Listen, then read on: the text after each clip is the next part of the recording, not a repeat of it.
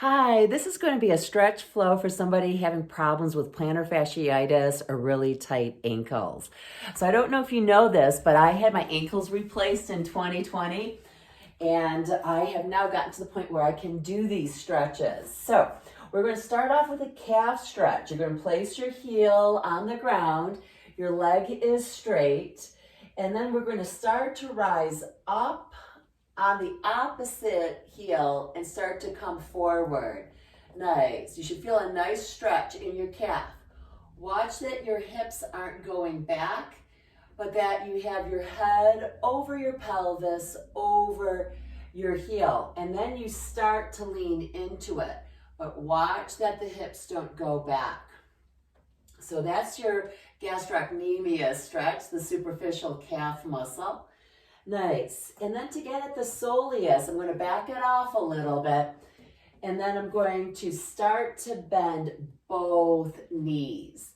So I'm going to start to feel some stretch here in the ankle and also in my Achilles tendon. So I'm starting to get into the deeper calf muscle, the soleus. Nice. So now I'm bent down through both legs and finding that stretch. Then to actually get at the plantar fascia, I'm going to tuck my toes underneath me, making sure I've got them flexed.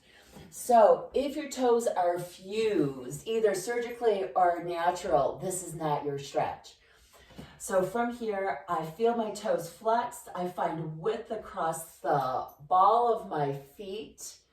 Yes, and then I start to widen the arches. And then I go ahead and start to come to a vertical position. So that's putting more weight into my toes. So make sure that feels okay for you. If you want more stretch, you simply come down the slope of the Minimax. Yeah, and then once again, make sure those toes are flexed. Start off with feeling wide through the ball of your foot. Translate that width to the widening of your arch, and then start to come up, making sure that you're doing well with that, and then maybe getting all the way to vertical. Now, if you don't need the support of the Minimax, then once again, you got to make sure those toes are flexed because they're going to try to come out of that position. I do like to push, right? So I've got that widening through the ball of my foot, widening through the arch of my feet, and then I'm going to come up to that vertical position, allowing the weight to come down into my toes, trying to find that stretch and that widening of my arch.